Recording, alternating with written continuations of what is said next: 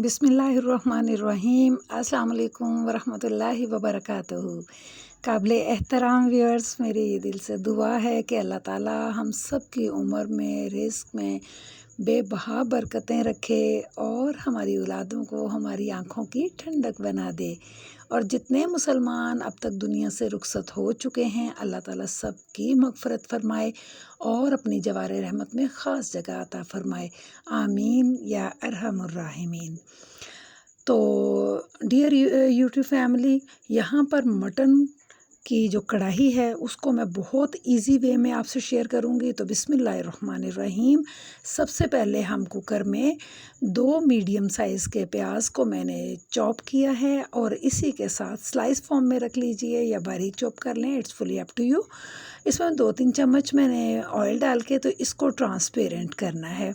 तकरीबन 2-3 मिनट लगेंगे और इसके बाद इसमें आपने मटन शामिल कर देना है, जो कि मेरे पास हाफ़ केजी से थोड़ा ज़्यादा है। तो जनाब, यहाँ पर इसको अब हम हाई फ्लेम पर इसको खूब अच्छी तरीके से भूनेंगे, इसका कलर चेंज करने तक। और यहाँ पर अब आप देख रहे हैं कि मैंने जल्दी जल्दी इसके अंदर फटाफट डाला है 4 से 5 खाने का चम्मच फ़ाइन पेस्ट लहसुन अदरक का। इसमें ये पेस्ट ज़्यादा डालने से बहुत ही ये टेस्टी सालन बनता है। ये मैंने आपके सामने डाल दिया है। इसी के साथ अब इसके अंदर जो चीज़ शामिल करनी है आपको, वो है आपने थोड़ा सा ऑयल। इसलिए मैं ज़्यादा डालूँगी कि ये हम बाद में निकाल लेंगे, इसको निकालेंगे बाद में। लेकिन फ़िलहाल मैंने जो मोस्ट इम्पॉर्टेंट आपके साथ शेयरिंग करनी है वो है टमाटो के बारे में। हमने 4 बड़े साइज़ के टमाटर लिए थे, उनके हमने छिलके उतारे, बारीक साइज़ में मैंने इसकी कटिंग की और शामिल कर दिया है। इसमें अब नमक भी टेस्ट के मुताबिक डालेंगे। पानी थोड़ा सा शामिल किया, 1 गिलास के करीब इसको कुकर लगाया था मैंने तकरीबन 20 मिनट से 25 मिनट तक का। खूब अच्छी तरह इसको पका लेना है ताकि हर चीज़ जो है ना वो यकजान हो जाए। इसकी हड्डियाँ जो हैं वो मैं आपको दिखा रही हूँ, इतने आसानी से अलग हो रही हैं और जो गोश्त है वो बेहतरीन टेंडर हो चुका है, बहुत अच्छा गल चुका है। इसको हम फ्लेवर देंगे ब्लैक पेपर से। इसको अपने फ़ाइन पाउडर नहीं बनाना, ये भी एक टिप ही समझें कि कढ़ाई के अंदर पाउडर फ़ाइन नहीं करते, इसको थोड़ा दानेदार रखते हैं। तो ये जब आप बाइट भी लेते हैं तो मुंह में आता है। इसी के साथ मैंने इसमें चिली फ्लेक्स भी हाफ टेबल स्पून ही डाला और 1 बॉल मैंने भर के फ़ाइन मैंने इसको ना अच्छी तरह बीट करके ना इसको मैंने दही को शामिल कर दिया। सारी चीज़ें हमने डाल ली हैं, इसको हम मिलाएंगे। और अब इसके अंदर जो टमाटर का पानी है या दही का पानी है, बस आपने इसको खुश्क करना है। जब आप इसको धीमी आंच पे रख के इसका पानी ड्राई करेंगे तो मैं आपको इसकी फ़ाइनल कंडीशन भी दिखा दूंगी।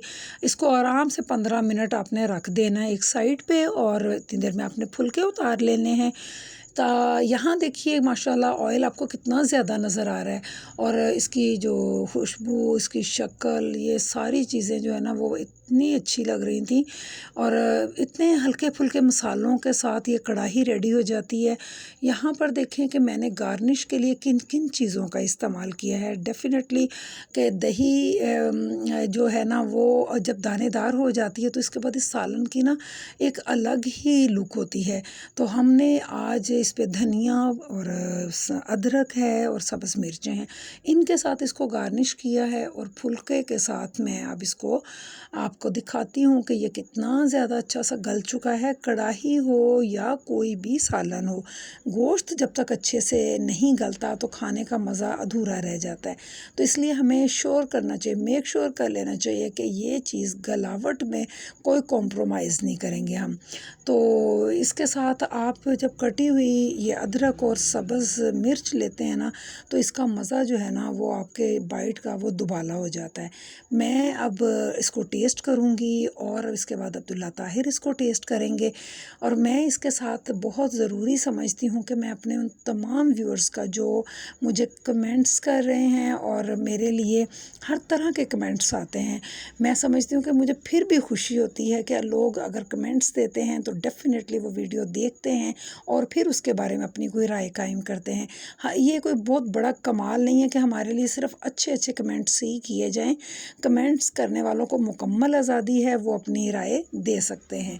तो यहाँ पर मैं अब मशकूर हूँ उनकी कि जो मुझे अगर तनकीद भी करते हैं तो उसमें भी मेरी इस्लाह है। तो हम इंशाअल्लाह हर तरह की राय के लिए तैयार हैं, इसी से हमारी बेहतरी का सफ़र जारी रहेगा। तो मुझे इजाज़त दीजिए, इंशाअल्लाह मैं पूरी कोशिश करूँगी कि मैं इससे बेहतर काम कर सकूँ। आपकी दुआएं मेरे साथ और मेरी दुआएं आपके साथ रहेंगी। तो इजाज़त दीजिए, इंशाअल्लाह दोबारा मुलाकात होगी। अल्लाह निगहबान।